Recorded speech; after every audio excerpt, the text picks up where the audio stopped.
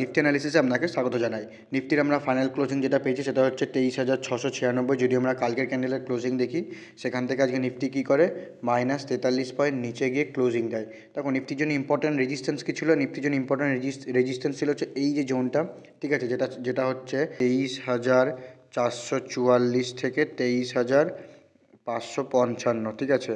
একটা important resistance ছিল নিফটির জন্য। নিফটি কী করে যদি দেখি, নিফটি রেজিস্ট্যান্স থেকে ব্রেকআউট করে এবং ব্রেকআউট করার পর মার্কেট কী করে এখানে হোল্ড করে, ঠিক আছে। নেক্সট যে রেজিস্ট্যান্স সেটা হচ্ছে কী ছিল, এই ট্রেন্ড লাইনের রেজিস্ট্যান্স, ঠিক আছে। এখানে একবার, এখানে একবার, এখানে একবার, তিনবার, এখানে চারবার, ঠিক আছে। তো মার্কেট কী করে 23,444 থেকে 23,555, এই যে 100 পয়েন্টের যে লেভেলটা, যেটা হচ্ছে একটা ইম্পর্ট্যান্ট রেজিস্ট্যান্স, মার্কেট কী করে এখানে আসে এবং এখানে এসে কী করে বাজেটের দিন এখানে কিন্তু হোল্ড করে, ঠিক আছে। বাজেটের দিন এখানে হোল্ড করে এবং তারপরের দিন মার্কেটের নিচে ক্লোজ করে এবং ক্লোজ করার পর যদি দেখি কালকে মার্কেট কী করে এই লেভেলটাকে গিয়ে কিন্তু ব্রেকআউট করে, ঠিক আছে।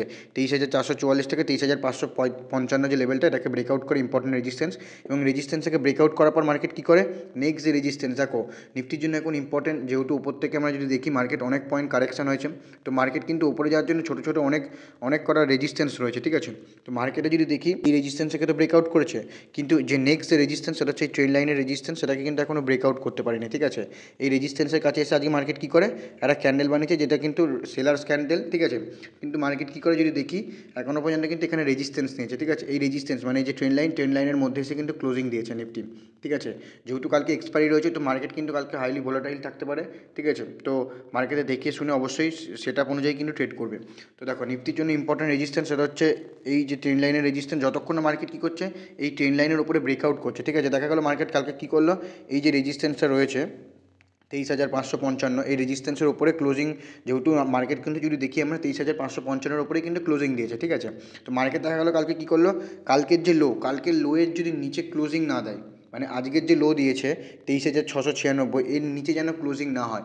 কাল যদি মার্কেট কী করে দেখা গেলো যে এই যে 23,696-এর মানে যদি নিচে ক্লোজিং দেয় কালকে মার্কেট, তাহলে এটুকুনি বোঝা গেল যে মার্কেট এই রেজিস্ট্যান্সটাকে তো ব্রেকআউট করেছে, কিন্তু সাথে এই যে রেজিস্ট্যান্সটা রয়েছে ট্রেন্ড লাইনের, এই ট্রেন্ড লাইনের রেজিস্ট্যান্সটা কিন্তু ব্রেকআউট করতে পারেনি, যার কারণে মার্কেট কী করবে নিচে এসে ক্লোজিং দিতে পারে। যদি মার্কেটের নিচে এসে ক্লোজিং দেয় এই ট্রেন্ড লাইনের নিচে এসে, তাহলে বোঝা যাবে যে মার্কেট এখানে কিন্তু সেলার্স অ্যাক্টিভ আছে, ঠিক আছে। তো মার্কেট যদি দেখা গেল কী করলো, এই যে ক্যান্ডেলটা রয়েছে মানে আজকের যে ক্যান্ডেল সেই লোয়ের ওপরে যদি কন্টিনিউয়াসলি ট্রেড করতে থাকে, দেখা গেলো কী করলো লোয়ের এখানে এলো, কিন্তু লোয়ের এখানে এসে মার্কেট কী করলো এই যে ট্রেন্ড লাইন, এই ট্রেন্ড লাইনের ওপরে ক্লোজিং দিল, ঠিক আছে। যদি ট্রেন্ড লাইনের ওপরে ক্লোজিং দেওয়ার পর দেখা গেলো মার্কেট কালকে কী করলো সাইড ওয়েজ হলো বা কনসোলেট করার পর মার্কেট এখানে হোল্ড করে গেল। এই ট্রেন্ড লাইনের ওপর যে রেজিস্ট্যান্স, সেই রেজিস্ট্যান্সের উপরে যদি হোল্ড করে যায় এবং হোল্ড করে যাওয়ার পরে যদি মার্কেট কী করে এই রেঞ্জকে ব্রেকআউট করে দেন, এখান থেকে কিন্তু একটা আপসাইড মুভমেন্ট দেখা যাবে। নেক্সট যে রেজিস্ট্যান্স সেটা হচ্ছে এখানে, ঠিক আছে। দুটো রেজিস্ট্যান্স বেরিয়ে আসবে। প্রথম রেজিস্ট্যান্স বেরিয়ে আসবে ক্লোজিং বেসিসে, সেটা হচ্ছে 23,888, একটা ইম্পর্টেন্ট রেজিস্ট্যান্স। যদি এরপরে যে রেজিস্ট্যান্স বেরিয়ে আসবে সেটা হচ্ছে 24,055, ঠিক আছে, একটা সাইকোলজিক্যাল রেজিস্ট্যান্স। মার্কেট যদি কী করে ট্রেন্ড লাইনের ওপর হোল্ড করে এবং হোল্ড করার পর যদি কালকের লোয়ের নিচে না আসে, ঠিক আছে, কালকের লোয়ের নিচে যদি আসে মার্কেট এখান থেকে কিন্তু তাহলে রেজিস্ট্যান্স নিয়েছে, এটা কোনো বোঝা গেল। যদি মার্কেট কী করে রেজিস্ট্যান্সের ওপর মানে ট্রেন্ড লাইনের উপরে যদি কন্টিনিউয়াসলি ট্রেড করতে থাকে, দেন এর উপরে কিন্তু একটা আপসাইড মুভমেন্ট দেখা যেতে পারে। নেক্সট যে রেজিস্ট্যান্স সেটা হচ্ছে 23,888 এবং 24,555, একটা ইম্পর্টেন্ট রেজিস্ট্যান্স ক্লোজিং বেসিসে, ঠিক আছে। এই রেজিস্ট্যান্সগুলো কিন্তু মার্কেটকে নিতে পারে।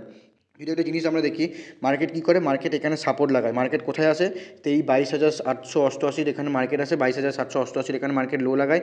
প্রত্যেক দিন লো লাগানোর পর মার্কেট কী করে প্রত্যেক দিন যদি ক্লোজিং দিই, প্রত্যেক দিন ক্লোজিং কিন্তু প্রত্যেক দিনের উপরে হয়েছে, মানে আজকে যে ক্লোজিং দিয়েছে সেই ক্লোজিংয়ের উপরে কিন্তু পরের দিন ক্লোজিং হয়েছে, ঠিক আছে। যদি আমরা দেখি এখানে ক্লোজিং দিয়েছে এবং এই ক্লোজিংয়ের উপরে কিন্তু রেসপেক্ট করেছে, ঠিক আছে। মার্কেট প্রত্যেক দিনকার ক্লোজিংয়ের উপরেই কিন্তু ক্লোজিং দিচ্ছে, ঠিক আছে। তো মার্কেট যদি দেখি এখানে কন্টিনিউয়াসলি প্রত্যেক দিন এরকম কিন্তু ক্লোজিং দিয়েছে, ঠিক আছে, ওপরে ক্লোজিং দিয়েছে। বাজেটের দিন কী করে, বাজেটের দিন যেহেতু মার্কেট বাজেটের দিন কোনো ক্যান্ডেল মানে কোনো চার্ট অ্যানালিস বা কোনো চার্ট প্রাইস অ্যাকশন ছাড়াই কাজ করে, কারণ যেহেতু মার্কেটের ইভেন্ট, তো সেই অনুযায়ী কিন্তু মার্কেটের বাজেটের উপর ডিপেন্ড করে মার্কেটে এই ক্যান্ডেলটা হয়েছে। কিন্তু যদি দেখি আমরা মানে যেহেতু যতই মার্কেট এখানে মানে নিচে আসুক না কেন, যদি আমরা ক্লোজিং দেখি যে বাজেটের দিনে ক্যান্ডেলের ক্লোজিং যদি দেখি আমরা মানে তার আগের দিনে ক্যান্ডেল এই যে গ্রিন ক্যান্ডেলের কাছাকাছি কিন্তু ক্লোজিং দিয়েছে। বাজেটের মার্কেট হয়তো ডাউন সাইড মুভমেন্ট দেখা গেছে, কিন্তু ক্লোজিং কিন্তু সেই কাছে গিয়েই ক্লোজিং দিয়েছে, ঠিক আছে।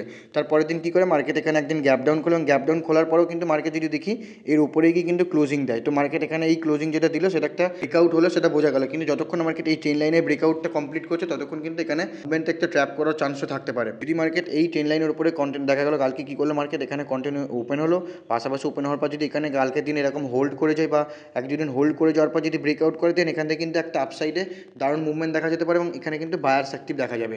যদি মার্কেট কী করে ট্রেন লাইনের উপরে কন্টিনিউসলি ট্রেড করতে থাকে দেন এখানে কিন্তু একটা বায়ার্স অ্যাক্টিভ হতে দেখা যাবে এবং যে বায়ার্সের অ্যাক্টিভের ফলে মার্কেটের নেক্সট যে মুভমেন্ট বেরিয়ে আসবে সেটা হচ্ছে এই যে মুভমেন্ট, প্রথম রেজিস্ট্যান্স 23,888, যেটা আগে বললাম 23,888, এবং এরপরে যে রেজিস্ট্যান্স বেরিয়ে আসবে সেটা হচ্ছে 24,055।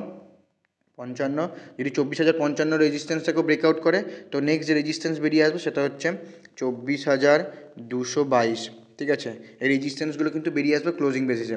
ঠিক আছে, সাপোর্ট কী রয়েছে, সাপোর্ট হচ্ছে এই যে কালকের ক্যান্ডেলের ক্লোজিং, মানে কালকের ক্যান্ডেলের ক্লোজিং মানে গ্রিন ক্যান্ডেলের লো হচ্ছে ইম্পর্টেন্ট সাপোর্ট হিসেবে কাজ করবে। ঠিক আছে, গ্রিন ক্যান্ডেলের লো ইম্পর্টেন্ট সাপোর্ট হিসেবে কাজ করবে, যেটা হচ্ছে 23,444 হচ্ছে ইম্পর্টেন্ট সাপোর্ট। যদি মার্কেট কী করে 23,444-এর নিচে কন্টিনিউয়াসলি ট্রেড করতে থাকে দেন এখানে কিন্তু একটা সেলার্স অ্যাক্টিভ হতে দেখা যাবে এবং যে সেলার্স অ্যাক্টিভ হওয়ার পরে মার্কেট নিফটির যে নেক্সট মুভ বেরিয়ে আসতে পারে সেটা হচ্ছে এই যে লো, সেই লোয়ের এখানে কিন্তু মার্কেটে মুভ দেখা যেতে পারে।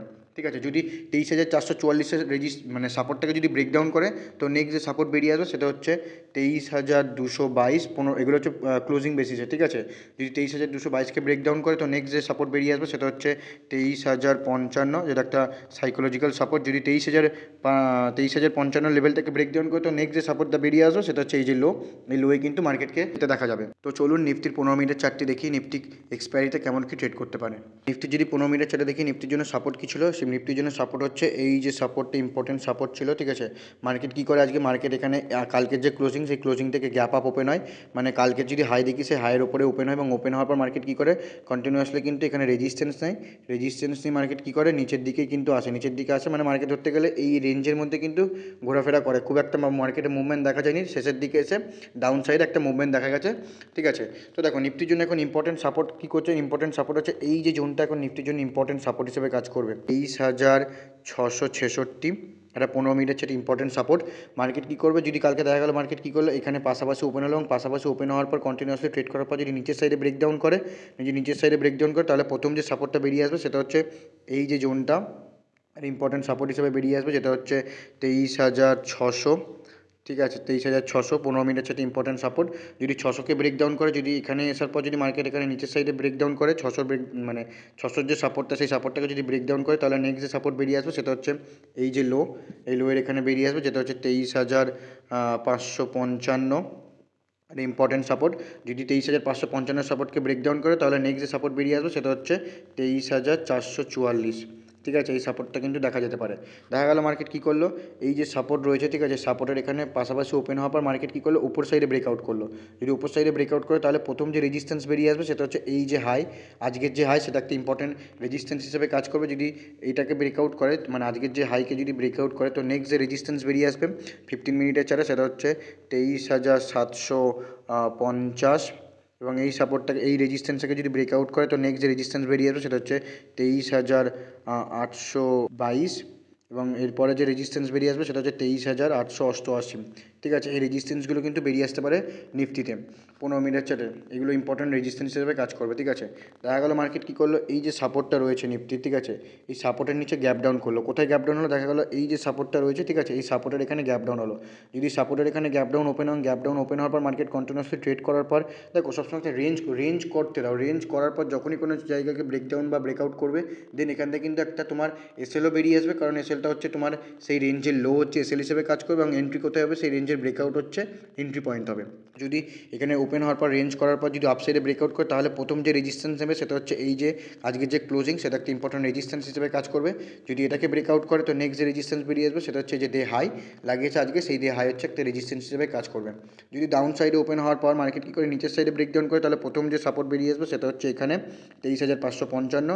যদি 23,555-কে ব্রেকডাউন করে তাহলে নেক্সট যে সাপোর্ট বেরিয়ে আসবে সেটা হচ্ছে এই যে জোনটা, সেটা হচ্ছে একটা ইম্পর্টেন্ট সাপোর্ট হিসেবে কাজ করবে, যেটা হচ্ছে 23,444 থেকে 23,400। ঠিক আছে, এটা হচ্ছে সাপোর্ট হিসেবে কাজ করবে। এই যে রেজিস্ট্যান্সটা রয়েছে, ঠিক আছে, এই যে সাপোর্টটা রয়েছে, সরি এই যে সাপোর্টটা রয়েছে, সাপোর্ট আর এই রেজিস্ট্যান্সের উপরে দেখা গেল গ্যাপ আপ ওপেন হলো, দেখা গেলো মার্কেট কী হলো, এই যে ডে হাই রয়েছে, ডে হাইয়ের ওপরে ওপেন হলো, ডে হাইয়ের ওপরে ওপেন হওয়ার পর যদি রেঞ্জ করার পর যদি নিচের সাইডে ব্রেকডাউন করে, তাহলে প্রথম যে সাপোর্ট হিসেবে কাজ করবে সেটা হচ্ছে আজকের ক্লোজিং, আর ইম্পর্টেন্ট সাপোর্ট হিসেবে কাজ করবে। যদি এটাকে ব্রেকডাউন করে তাহলে নেক্সট যে সাপোর্ট বেরিয়ে আসবে সেটা হচ্ছে এখানে 23,666, 23,666 একটা সাপোর্ট হিসেবে কাজ করবে।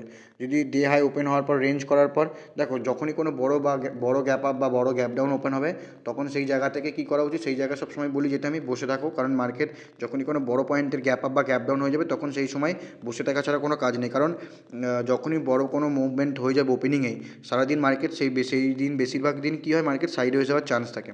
তো যদি বড় গ্যাপ আপ বা বড় গ্যাপ ডাউন হয়, শান্তিতে বসে থাকো, দেখো মার্কেট কী করে। প্রত্যেক দিন যে ট্রেড করতে পারেন কোনো ব্যাপার নেই, ঠিক আছে। যেদিন সেটা নিজে যে তোমাদের সেটা অ্যাক্টিভ হলে, যদি শিওর সেটা অ্যাক্টিভ হয় তবে এন্ট্রি করো, আদারওয়াইজ না করলে কোনো লস হয় না, ঠিক আছে।